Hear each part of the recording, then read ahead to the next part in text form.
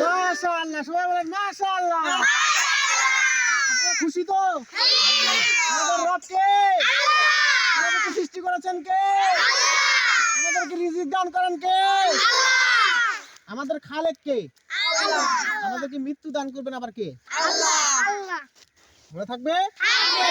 আমরা কি?